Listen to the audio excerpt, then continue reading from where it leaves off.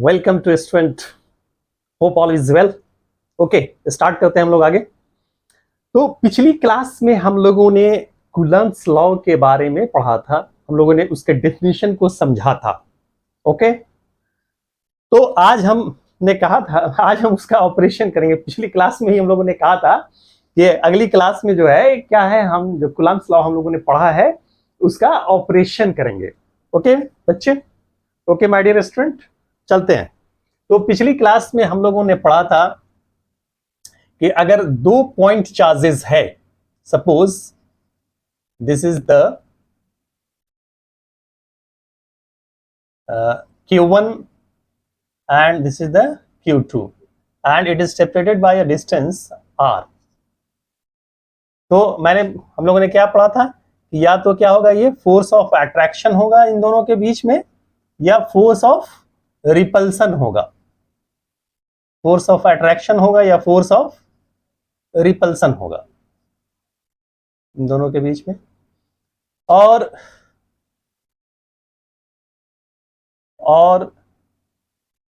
दोनों फोर्स जो है वो क्या होगा हमारा, अगर उसके मैग्नीट्यूड की बात करें तो क्या होगा हमारा, सेम होगा, अपोजिट डायरेक्शन। आइए तो दोनों तो F इज इक्वल टू क्या पढ़ा था हम लोगों ने, वन बाई नहीं, K Q1 Q2 by R square. यानी Q1 Q2 का मतलब क्या हुआ, we are talking about the magnitude.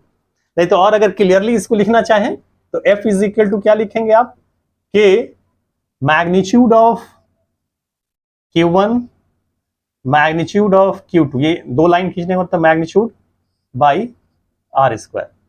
आप इसको ऐसे भी रिप्रेजेंट कर सकते हैं या ऐसे भी, दोनों तरह से आप छोड़ सकते हैं इसको। ओके स्टूडेंट, आइए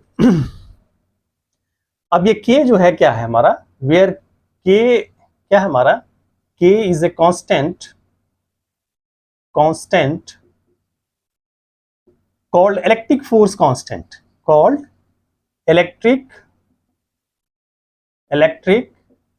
force constant, electric force constant। Okay, और K इज इक्वल टू क्या होता है हमारा, K इज इक्वल टू होता है 1/4 पाई एप्सिलॉन नॉट, और इसका वैल्यू जो होता है वो 9 इंटू 10⁹ न्यूटन मीटर स्क्वायर पर कूलम स्क्वायर। इसका यूनिट हो गया न्यूटन मीटर स्क्वायर पर कूलम स्क्वायर। और ये जो वैल्यू होता है ना, क्या होता है हमारा ये वैल्यू, फ्री स्पेस के की जो वैल्यू है,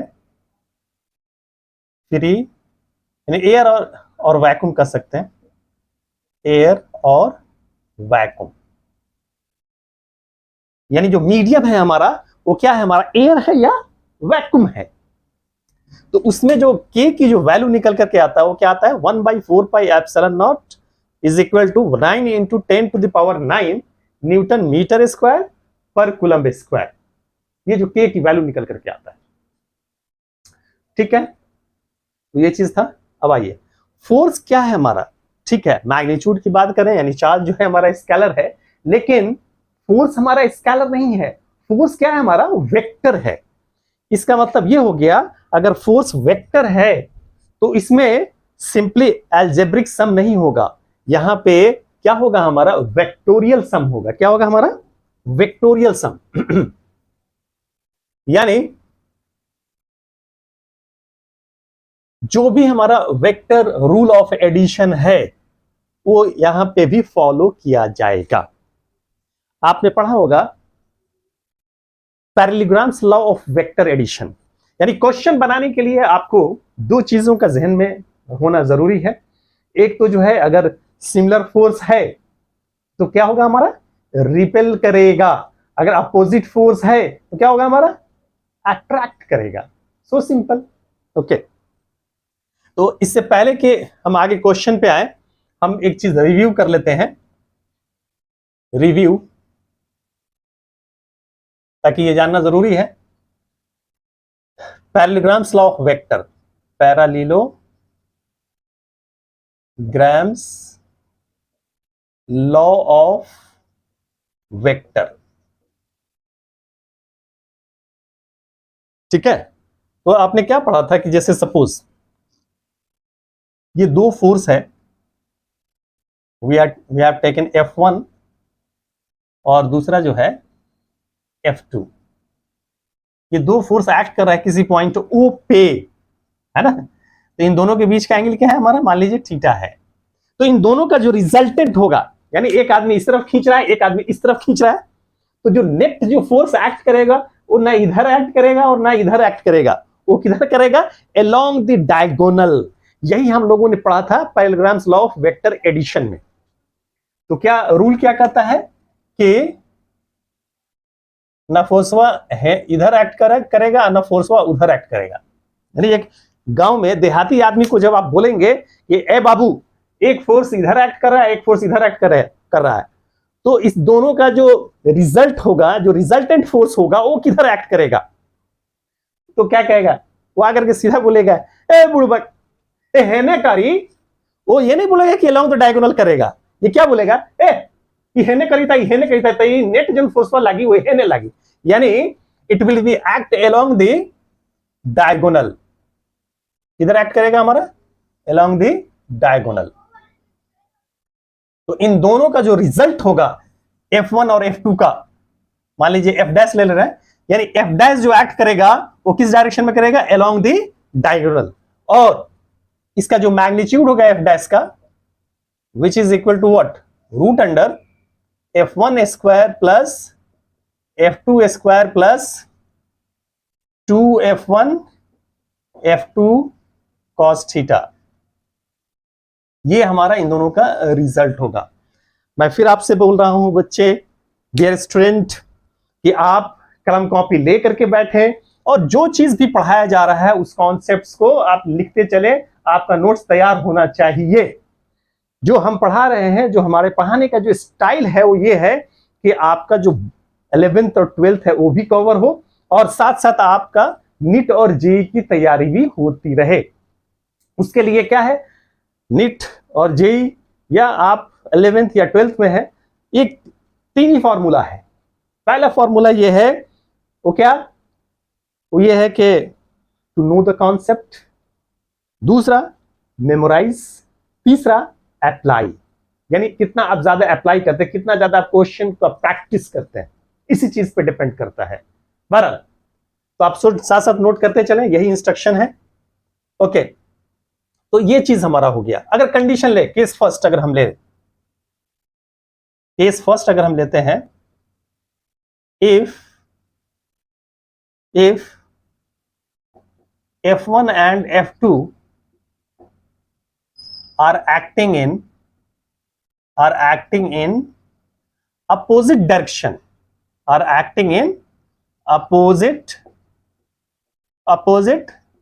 डायरेक्शन, है ना। क्या कर रहा है, अगर अपोजिट डायरेक्शन में एक्ट करेगा तो देखिए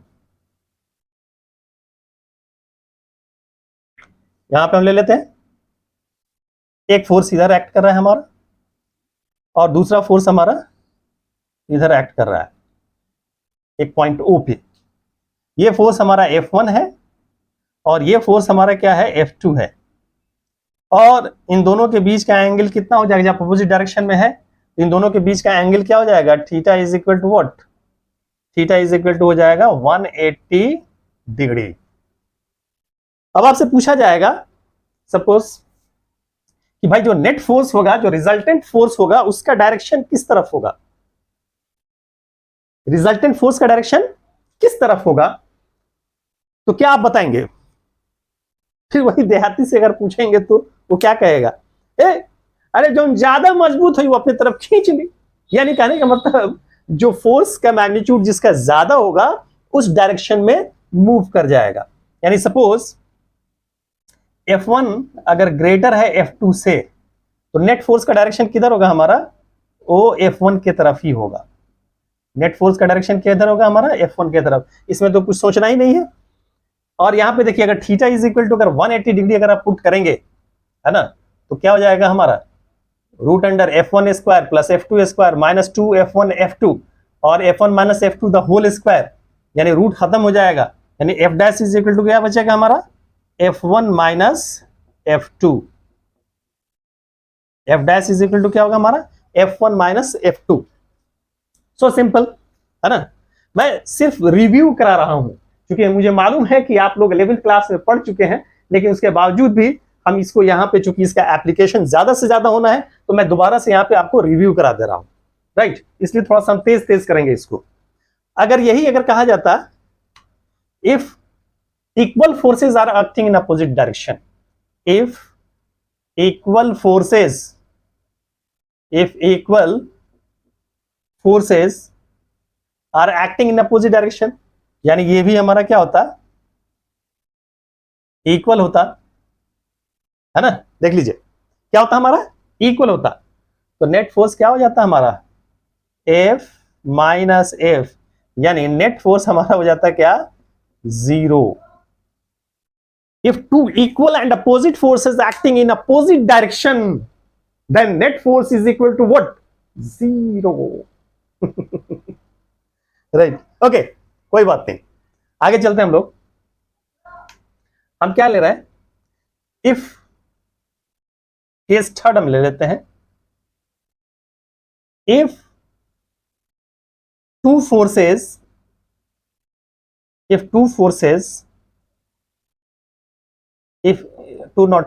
F1 and F2 are acting in same direction, क्या हमारा सेम डायरेक्शन लेते हैं, यानी अब केस क्या हो गया हमारा, F1 और F2 किस डायरेक्शन में एक्ट कर रहा है, हमारा सेम डायरेक्शन में,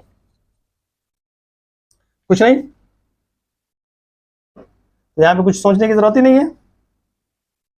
ये सपोज F1 है और ये F2 है, चूंकि ये वेक्टर क्वांटिटी है तो इसका डायरेक्शन किधर होगा, है ना।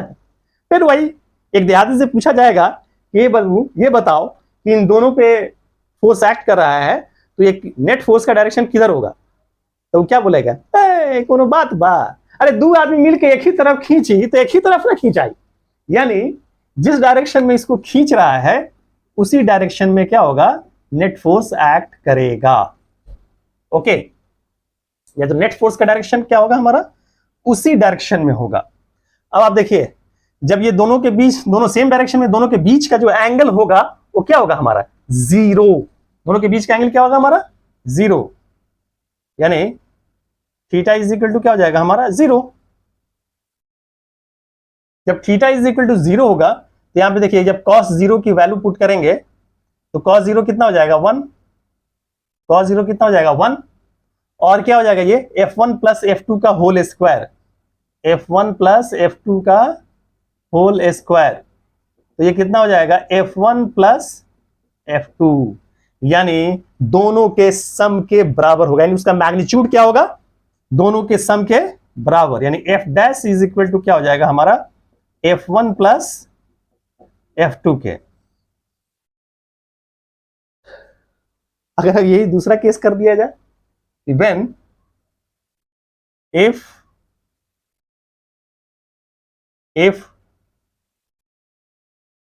two equal forces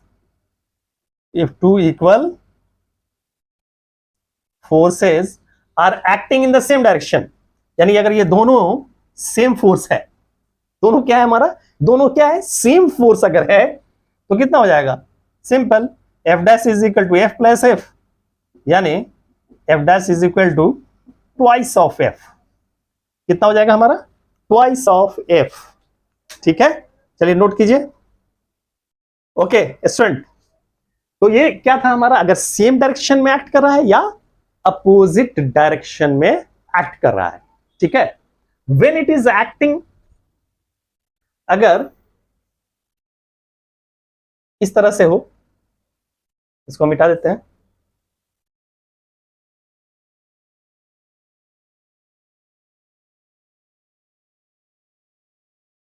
इसको मिटा करके लिख देते हैं हम लोग, फिर वह यही था हमारा, if F1 and F2 are acting are acting at any point O, and the angle between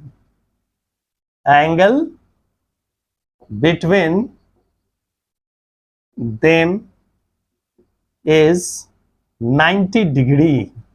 अगर 90 डिग्री एंगल हो तो कुछ नहीं है, ये हमारा F1 हो गया और ये हो गया हमारा F2। ये एक्ट कर रहा है पॉइंट O पे और ये दोनों के बीच का एंगल क्या है हमारा 90 डिग्री, राइट। तो मैग्नीट्यूड ऑफ द फोर्स निकल जाएगा, यहां पे क्या हो जाएगा, ये हमारा cos 90 और cos 90 क्या हो जाता है हमारा रूट अंडर, ये पूरा ये जीरो थे, पूरा जीरो हो जाएगा, रूट अंडर क्या हो जाएगा F1 square plus F2 square. और इसका जो रिजल्टेंट होगा वो किधर होगा हमारा, along the diagonal। Resultant force का डायरेक्शन किधर होगा, along the diagonal। ये चीज हमने पढ़ा था parallelograms law of vector addition में। तो चलिए इसको डायरेक्टली याद रखिएगा इन सारे केसेस को।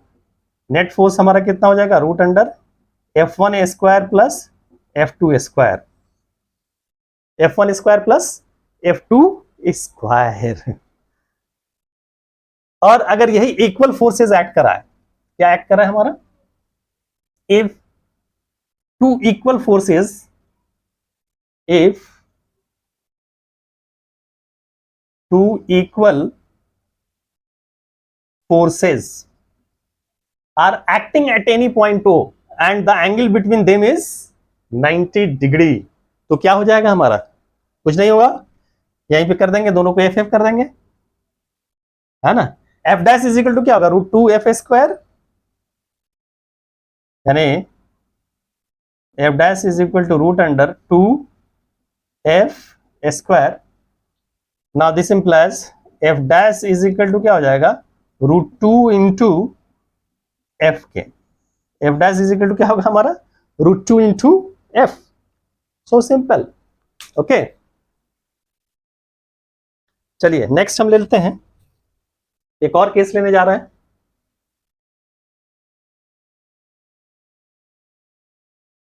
वो केस क्या है हमारा, इसको मिटा देते हैं हम, अगला केस हम ले लेते हैं, इसको मिटा देते हैं।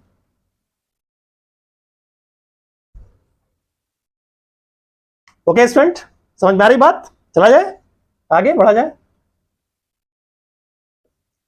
सिंपल है, अगर अंडरस्टैंडिंग आ गया, कॉन्सेप्ट आ गया तो कुछ नहीं है, एकदम हलवा है। if two forces, if F1 and F2 are acting at any point O and the angle between them is, हम ले लेते हैं केस क्या, 60 डिग्री। अब जो हम लोग केस ले रहे हैं क्या, 60 डिग्री, क्या हो गया हमारा, F1 और ये हम लेते हैं F2 है, और वो पॉइंट पे एक्ट करा, इन दोनों के बीच का एंगल कितना है हमारा, 60 डिग्री। अब बताइए सबसे पहला, यानी कि जो रिजल्टेंट फोर्स होगा वो किस डायरेक्शन में हमारा एक्ट करेगा, तो किस डायरेक्शन में एक्ट करेगा, आराम से हम लोग निकाल लेंगे। क्या करेंगे, the resultant force will act along the diagonal, यानी F डैश क्या होगा हमारा, along the diagonal। तो आइए पुट कर दीजिए, F dash is equal to कितना हो जाएगा, यहां पे हो जाएगा कितना, cos 60। cos 60 का वैल्यू कितना होता है हमारा, बताइए, cos 60 का वैल्यू होता है 1/2, ये 2 से 2 कैंसिल हो जाएगा, यानी F dash is equal to आएगा, ये सारा आप याद रखेंगे जबानी, F1 square plus F2 square plus F1 into F2। Clear, ये आ गया, और डायरेक्शन किधर हो गया हमारा, along the diagonal। ओके, अगर यही कहा जाता है if two equal forces are acting, अगर इसी में केस ले लिया जाता if two if two equal forces are acting, if two equal forces are acting at any point O and the angle between them is 60 degree, ये भी F ये भी F, नेट फोर्स तो लैम्डा डायगोनल ही होगा, उसमें तो कुछ सोचना ही नहीं है, राइट।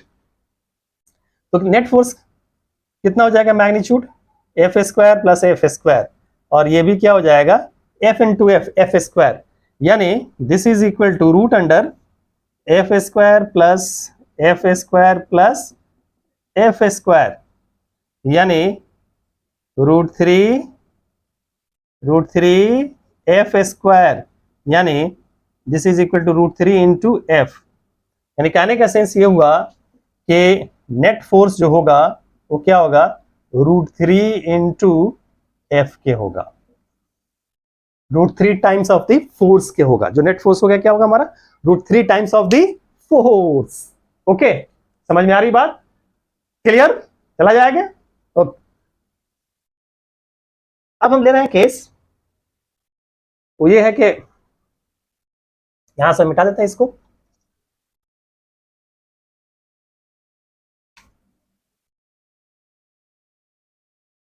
अगर ये फोर्स एक्ट कर रहा है किसी पॉइंट O पे और इन दोनों के बीच का एंगल जो है हमारा suppose F1 and F2 and the angle between them is 120 degree, dear student, 120 degree, तो क्या होगा हमारा along the diagonal, resultant force क्या होगा अलोंग द डायगोनल, और इसका मैग्नीट्यूड कितना हो जाएगा बताइए। cos 120 का वैल्यू कितना होता है, -1/2।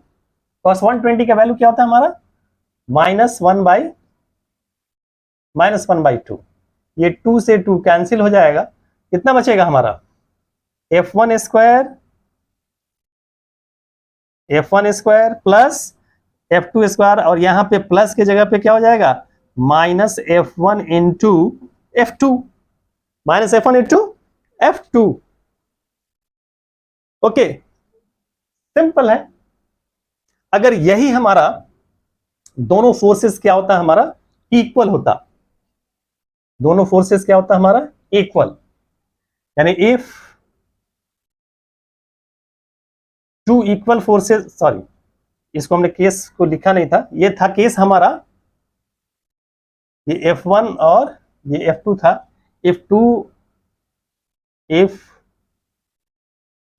F1 and F2 are acting at any point O and the angle between them is 60 degree, ये था केस हमारा, ठीक है, समझ में आई बात। चलिए नेक्स्ट केस हमारा जो है if two equal and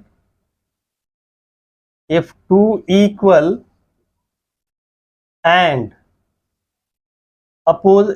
equal forces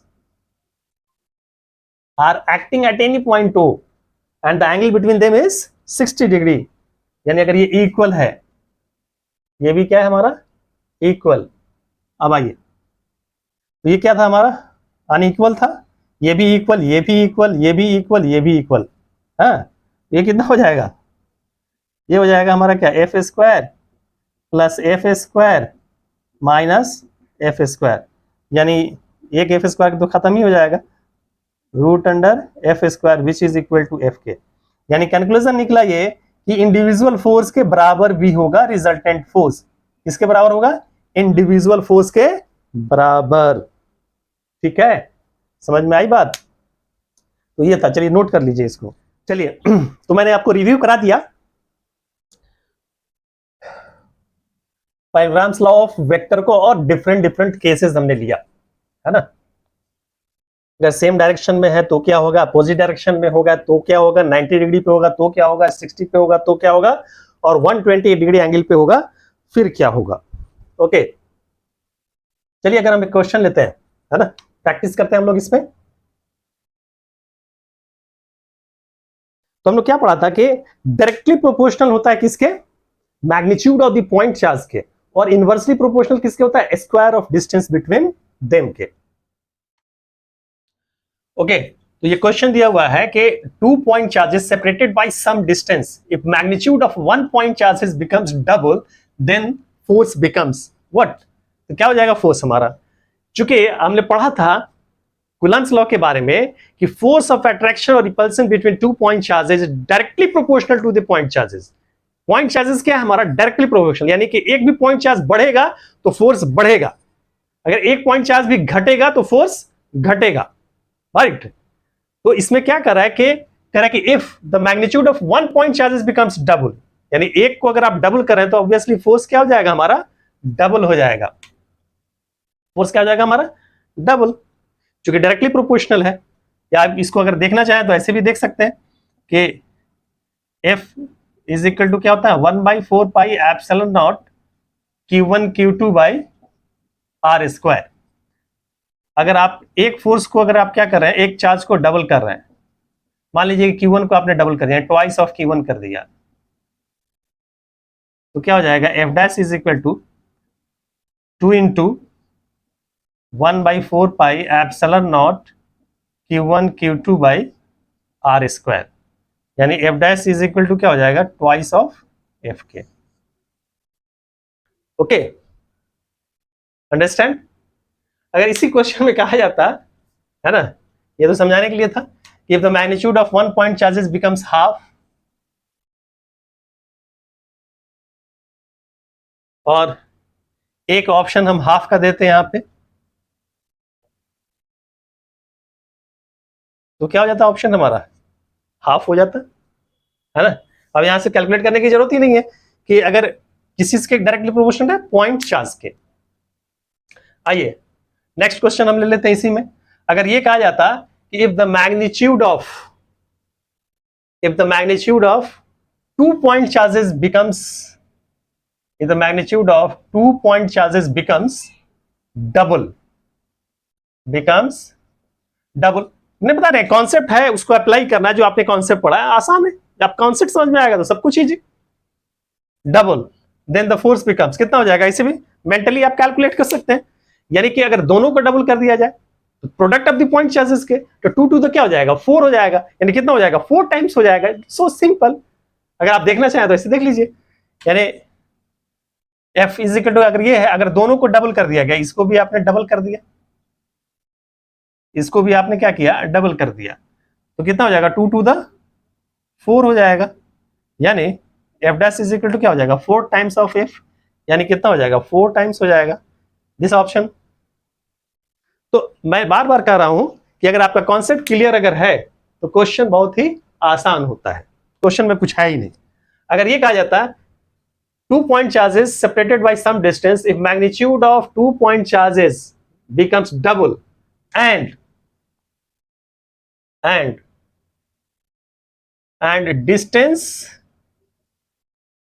distance between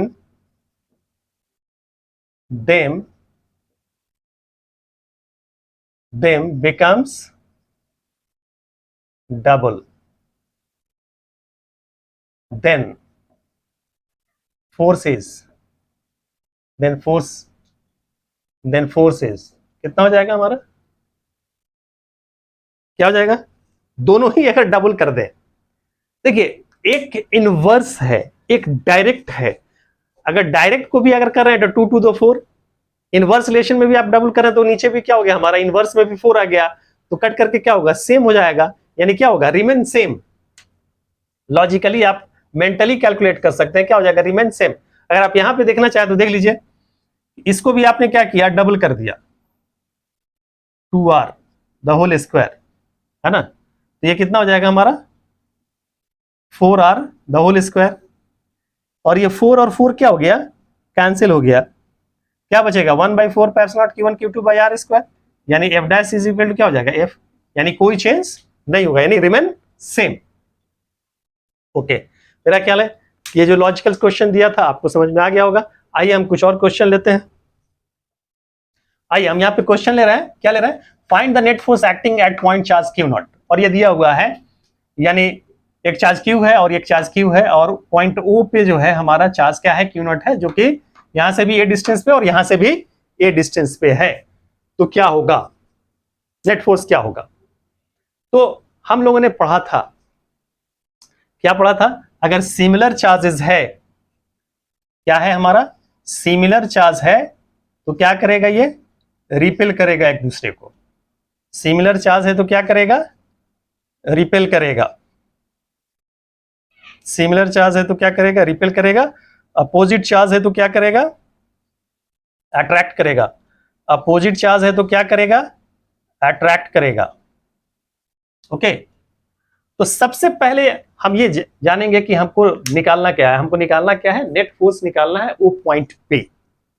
okay, तो हम ये देखेंगे कि इस ओ पॉइंट पे कितना फोर्स हमारा एक्ट कर रहा है। तो आइए देखिए, क्योंकि ये जहां पे निकालना है वहीं पे हम सोचेंगे इसकी वजह से किधर फोर्स एक्ट करेगा। सबसे पहले हम डायरेक्शन देखेंगे, इस डायरेक्शन में एक्ट करेगा। इसकी वजह से किधर एक्ट करेगा, वो इस डायरेक्शन में एक्ट करेगा। डायरेक्शन निकल गया। अब देखिए मैग्नीट्यूड क्या होगा दोनों फोर्स का। अब देखिए ये भी क्या है, Q इंटू क्यू नॉट, और ये भी क्या है, Q इंटू क्यू नॉट। इसके बीच के भी डिस्टेंस क्या है, A है। इसके बीच का भी डिस्टेंस क्या है, A है। हम लोग मेंटली कैलकुलेट करेंगे, ये टेक्निक है। तो दोनों के बीच का फोर्स क्या होगा, सेम होगा। ये भी F होगा और ये भी क्या होगा, हमारा F होगा। तो नेट फोर्स क्या हो जाएगा, अगर अपोजिट डायरेक्शन में है तो पढ़े थे हम लोग, अगर इक्वल एंड अपोजिट डायरेक्शन में नेट फोर्स क्या होगा, हमारा जीरो होगा। तो कौन सा ऑप्शन हो जाएगा हमारा, जीरो। होप यू अंडरस्टैंड जो हम लोगों ने अभी तक समझा है और पढ़ा है। चलिए अभी हम बहुत सारे क्वेश्चन हम लेंगे इस पे। जो कॉन्सेप्ट हमने पढ़ाया है उसी पे बेस्ड होगा, कहीं इधर उधर से नहीं होगा। सिर्फ आपको अप्लाई करना कैसे है, उस चीज का प्रैक्टिस करना है। मैंने बार बार कहा है कि फिजिक्स कुछ भी नहीं है। फिजिक्स में क्या है, हमारा सबसे पहले कि कॉन्सेप्ट को समझना, understand the concept, memorise the concept and apply the concept. ये तीन चीज आ गया, फिजिक्स आ गया। ओके बच्चों, होप यू अंडरस्टैंड। आज के क्लास में आपको समझ में आई होगी बात, जो चीज पढ़ाया गया है। और आगे भी हम लोग इसी चीज को कंटिन्यू करेंगे। हम बहुत सारे क्वेश्चंस को लेंगे, प्रैक्टिस करेंगे, ताकि आप पूरी तरह से क्या हो जाए, परफेक्ट हो जाए। आपको परफेक्ट बना करके छोड़ेंगे। ओके, ये कमिटमेंट है हमारा, राइट। तो बने रहिए हमारे साथ। फिर मैं आपसे रिक्वेस्ट कर रहा हूं, वो ये है कि हमारा ऐसे ही वीडियो आता जाएगा कंटिन्यूएशन में। तो जो भी आपके दोस्त हैं जिन्होंने अब तक के हमारे वीडियो को लाइक और सब्सक्राइब नहीं किया है, उनसे कहिएगा कि वो लाइक और सब्सक्राइब करें, ताकि उनको फायदा पहुंचे और हमें खुशी हो। Okay, thank you, bye.